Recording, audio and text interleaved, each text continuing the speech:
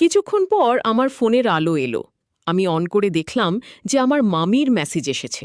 তাতে লেখা ছিল, আমি ঘুমাতে পারছি না, আমি অদ্ভুত অনুভব করছি, আমার একটুও ভালো লাগছে না, তুমি কি কিছুক্ষণ আমার রুমে আসতে পারবে? আমি উত্তর দিলাম, ঠিক আছে। তারপর মামি দরজা খুলে দিল। তখন আমি ভিতরে গেলাম। তারপর হলো, শুনলে খুব মজা পাবে, তাই ভিডিওটি পুরো দেখার অনুরোধ রইল। চলো শুরু করি। বন্ধুরা, আমার নাম বিজয়। আমি কানপুর থেকে এসেছি। আমার বয়স 20। আমি বর্তমানে গ্র্যাজুয়েশন করছি। আমার উচ্চতা 6 ফুট এবং আমি আপনাকে আমার আগ্রহের কথা বলেছি। আমার মামির বয়স প্রায় 26 হবে এবং খুব ফর্সা দেখতে। খুব পাতলাও না, আবার খুব মোটাও না। তার একটি 3 বছরের ছেলে আছে। আমার মা আমাকে আমার নানির বাড়িতে নিয়ে যেতে বললেন। পরের দিন নিজেই চলে গেলাম এবং সন্ধ্যা পর্যন্ত আমি সেখানে পৌঁছালাম। এবং খোলা মাঠ এবং ঠান্ডা হাওয়া আমাকে অন্যরকম আনন্দ দিচ্ছিল। আমি সেখানে গিয়ে দেখি আমার মামি একটি শাড়ি পরেছিলেন। তাহলে আমি মামিকে জিজ্ঞেস করলাম, মামা কোথায়? মামি বলল, শহরে আছে, তাড়াতাড়ি আসবে। আসলে আমি এখানে এসেছি আমার মাসির বিয়েতে। এখানে মাসির বিয়ের আয়োজন এবং অন্য কাজে সাহায্য করতে আমি এসেছি। পরের দিন এমনি করে বিয়ের প্রস্তুতি শুরু করলাম। দাদু, দাদি, মামা সবাই চলে গেল খামারে। আমার মাসি, যার বিয়ে হতে চলেছে, সে তার ঘরে তার ভাবি বরের সাথে প্রেমের কথা বলছিল। আমি টিঙ্কুর সাথে খেলতে লাগলাম। টিঙ্কু হচ্ছে আমার মামির ছেলের নাম। মামির ঘরের দিকে গিয়ে মামির সাথে কথা বলে জানতে পারলাম মামার আসতে আরও কয়েকটা দিন লাগবে। আমি ভিতরের কথা জানতে শুরু করেছি। আমি মামির সাথে অনেক কথা বলেছিলাম, তাই আমি আমার সাথে একটু বন্ধুর মতো কথা বলতো। তারপর আমরা সবাই একটা গাড়িতে যাচ্ছিলাম কেনাকাটা করতে। অনেক দেরি হয়ে গেছে। মামি আমার পাশে বসেছিলেন। গাড়ির ভিতর অন্ধকার ছিল। তারপর ড্রাইভার একটা কাট করল, যার ফলে মামি আমার দিকে ঝুঁকে পড়ল এবং তার কমলা রঙের মুখটা আমার গালে ছুঁয়ে গেল। কি বলবো বন্ধুরা, খুব ভালো লাগলো। এমন সময় আমি মামিকে অগ্রাহ্য করলাম। সেও হেসে বলল, এই ড্রাইভার, কেমন করে গাড়ি চালাচ্ছ? কিছুক্ষণ পর কথা বলতে বলতে ওর হাতটা আমার জীবনে চলে এলো। আমি ব্যাপারটা স্বাভাবিকভাবে নিলাম। তারপর কিছুক্ষণ পর আমরা সবাই বাসায় পৌঁছে গেলাম।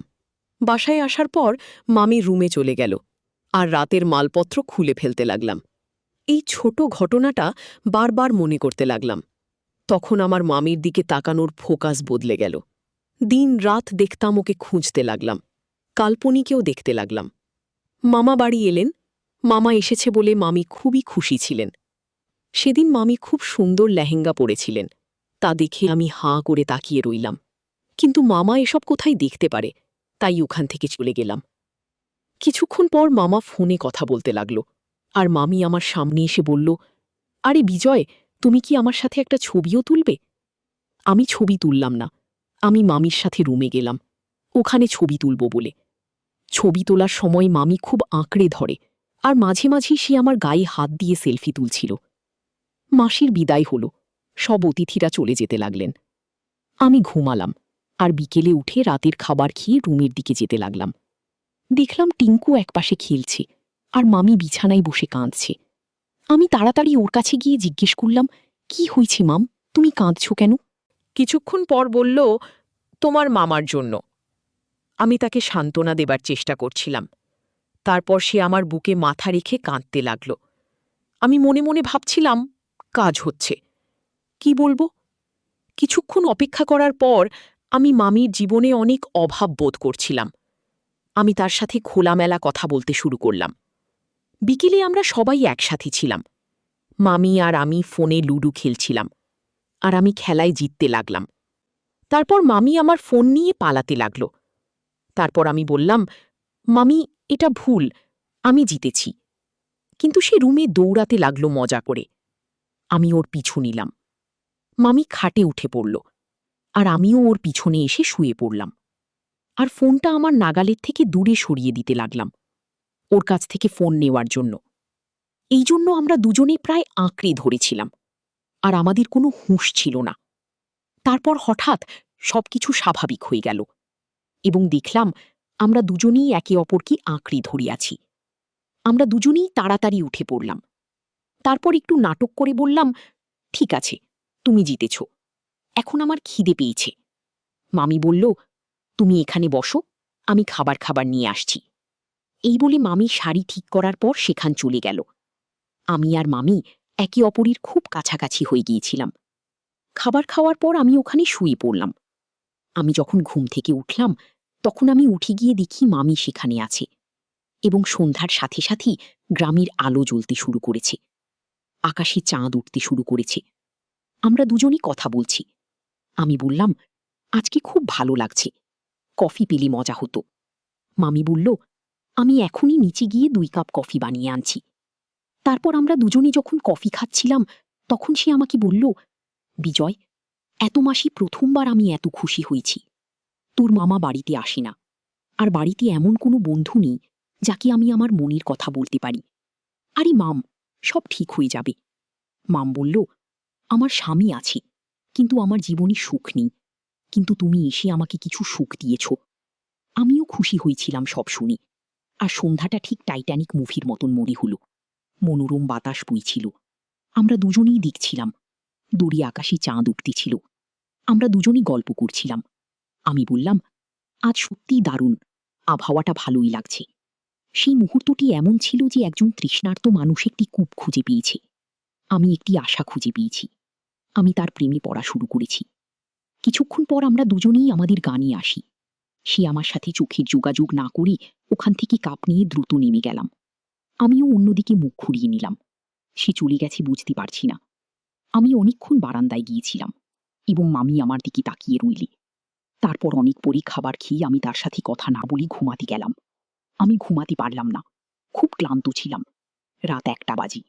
সেই দিন যা ঘটেছিল আমি শুধু তা নিয়ে ভাবছিলাম, এবং সম্ভবত সে একই অবস্থায় ছিল। আমি টস টস করছিলাম। কিন্তু কিছুক্ষণ পর আমার ফোনের আলো এলো। আমি অন করে দেখলাম যে আমার মামির মেসেজ এসেছে। তাতে লেখা ছিল, আমি ঘুমাতে পারছি না, আমি অদ্ভুত অনুভব করছি, আমার একটুও ভালো লাগছে না, তুমি কি কিছুক্ষণ আমার রুমে আসতে পারবে? আমি উত্তর দিলাম, ঠিক আছে। তারপর মামি দরজা খুলে দিল। তখন আমি ভিতরে গেলাম। ওখানটায় বিছানায় শুয়ে পড়লাম। ও মৃদু কণ্ঠে দরজা বন্ধ করে দিল। আমি বুঝলাম যে আমার মামিকে খুশি করার সময় নেই, মামার। আমার মনে একটা অদ্ভুত প্রশান্তি ছিল। আর আমরা দুজনেই কিছু বলতে চাইলাম। আমরা দুজনে কিছুক্ষণ কথা বললাম, তারপর শুয়ে পড়লাম। কিছুক্ষণ আমাদের দুজনের ভিতরে অনেক কিছু চলছিল, কিন্তু আমরা বিছানায় শুয়ে থাকতে পারিনি। সে আমার দিকে মুখ করে সোফায় বসেছিল, এবং আমি তার দিকে তাকিয়ে গিয়ে কিছুক্ষণ কথা বলেছিলাম। একদম যৌবনের দোরগোড়ায় পা রেখেছিলাম, যৌবনের দ্বার প্রান্তে। আমরা দুজনেই একই ঘরে ছিলাম, এবং সেই সুন্দর রাতটি আমাদের দুজনকে পুড়িয়ে দিচ্ছিল। সে আমার দিকে তৃষ্ণার্ত চোখে তাকিয়েছিল। সময় কেটে যাচ্ছিল, এবং স্পষ্ট হয়ে উঠল যে আমার এই ঘরে আসার পিছনে অন্য কিছু ছিল, এবং মামি ভালোবাসার ক্ষুধার্ত ছিল। কয়েক মাস ধরে তার ভিতরে আগুন জ্বলছিল। আমার ভিতরেও আগুনের রূপ নেয়। পরের মুহূর্তে মামি তার পল্লকে আংড়াই দেখাচ্ছিলেন, আর আমিও মামিকে এটা করতে দেখি আমার চোখে আরও হাওয়া হয়ে গেল। সেও প্রচণ্ডভাবে নিঃশ্বাস নিচ্ছিল। আমরা একজন অন্যজনকে খুব শক্ত করে জড়িয়ে ধরলাম, এবং পরের মুহূর্তে আমি ও মাম খেলা শুরু করলাম। মামি এত খেলল যে আমি এমন খেলা কোনোদিন দেখিনি। তাকে পুরো পাগল লাগছিল। কিছুক্ষণ পর আমরা দুজনেই ঘুমিয়ে পড়লাম। ওর মুখটা ঢেকে গেল একটা অন্যরকম হাসির সাথে। সবকিছু সুখের সাথে হয়ে গেল। তারপর থেকে খুব ভালো দিন কাটতে লাগল। আমি নিচে এসে মামিকে দেখলাম।